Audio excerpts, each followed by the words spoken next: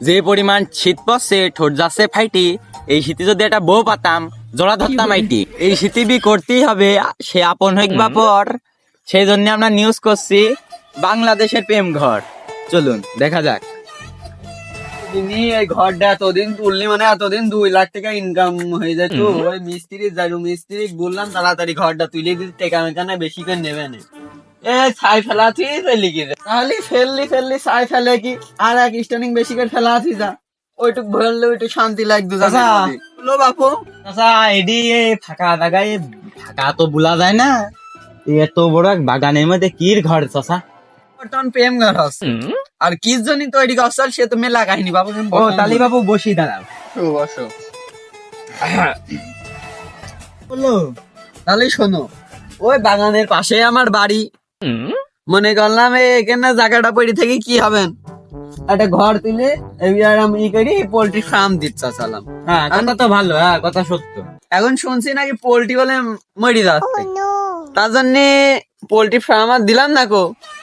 একটা বুদ্ধি খাতে তুমি এখন বোঝো না, প্রেম টেম তো নিয়ে বাড়িছে, তার জন্য বাপু এডিটো প্রেম ঘর বানাইছে। প্রেম ঘর বলতে চাচা আমি তো সেরকম এটা বুঝতে পারলাম না। বোঝো না তুমি কোন যুগের মানুষ? আচ্ছা আমি কি যেডি মনে করছি সেইডি নাকি? তা আবার কি চাচা এডি তো একটা আনলিগাল কাজ। বোঝো না, এমনি কে ঝড়ের মতো সব বানায়নি। এই বাড়িটা তুলতে আর কয়দিন সময় লাগবেন? কয়দিন লাগবে ওইটা তো বলতে পারছি নি, হয়েই যায় তো এতদিন। ওই যে আমার ছেলে যাই রুমুকের বেড়ায় সবসময় ফোন মন টেপে, ওই আমার বিছানের তলে 60,000 টাকা ছিল, সেই টাকা আমাকে বললো আব্বা 60,000 টাকা দাও, আমি কয়দিন পর তোমাকে হচ্ছে 1,20,000 বানা দেবো। যাই বলে কোন প্লেনের ভিতর পড়লো, প্লেন আকাশের বলে ফাটি গিয়ে।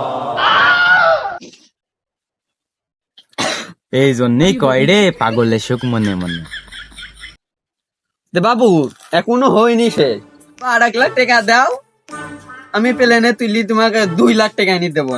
তা আমি আর কি করবো, আমি মনে করলাম প্লেনে মেলা মানুষ থাকে, একবার ফাইটে যায় ক্ষয়ক্ষতি হয়ে গেছে, এবার দিয়েছি, এবার মনে হয় প্লেনটা ভালোই যাবে, বুঝেছো? তার জন্য আর 1,00,000 দিয়েছি।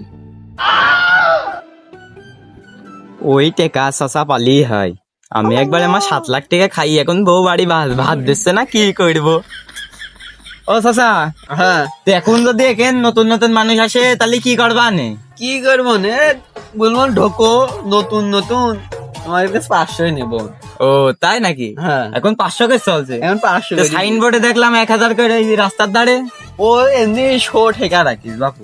ও চাচা হ্যাঁ তুমি তো ইনকাম ভালোই করোস, তো এখানে তো মেলা ইনকামই যাবেন চাচা। ইনকাম হওয়ার জন্য তো সব দেখি আমার ভাইস্তাই ভাইস্তি ভালোই আছে। উড়িয়া বাবা বাবা বাবা কোন ভাইস্তে এলো যে আমাকে মারি ফেললো? ভাইস্তি ভালোই আছে। আমার ছাড়ো আর রুম কোন দি? ওর বোন কোন আই আমি পারি না আর পারি না, আমি কেন মরি না। ও চাচা তুমি কর নিয়ে যাইছো, আমি খুব কষ্ট করে বাড়িতে তুললে আসো, একটা রুম দেখি দাও। সারেন আমাকে। ও আমার ভাইস্তি না, ও রুমই দেখা নিয়ে যাচ্ছিলাম ভাইস্তি। এখন না তুমি রুম দেখাই নিয়ে যাচ্ছ নাকি রুমে নিয়ে যাচ্ছ?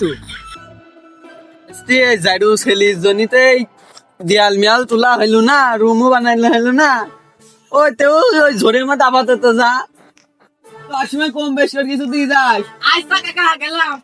তুমি এখানে তারা কি করছো? যাও ও অত গুরুত্বপূর্ণ বিষয় তোমাকে বললে হবে না। ও চাচা তোরা তো ফাঁকা জায়গায় গেল, তোমার ঘরে তো আর গেল না, তো তুমি আবার টাকা নিবা কি করতে? ঝোল মনে হচ্ছে তোমার বাপের, ও আমার জায়গায় ঝোল নাও, আমি টেকা নেবো না তো কি করবো? তুমি এখান থেকে যাও তো সব তো তোমাকে বলতে গেলে হচ্ছে না গো, তুমি যাও। আচ্ছা চাচা তাহলে চলে গেলাম, থাকো তুমি থাকো, আমি একটু যাই ওখানে দেখি আসি কেরাম কি হচ্ছে, একটু যাই দিন।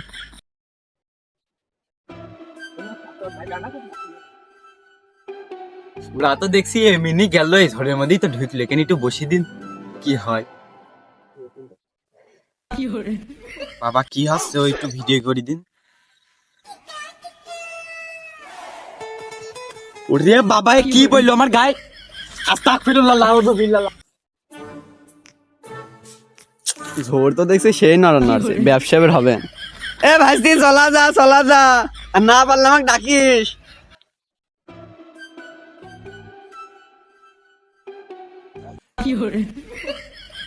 এ ভাস্তি এত দূরি মালি তোরা পড়ে যাবেন কি? এ তো আমি এখানে কাছে গেলে থুই গেলাম, তোরা যাওয়ার সময় আমার 100 টাকা দিতে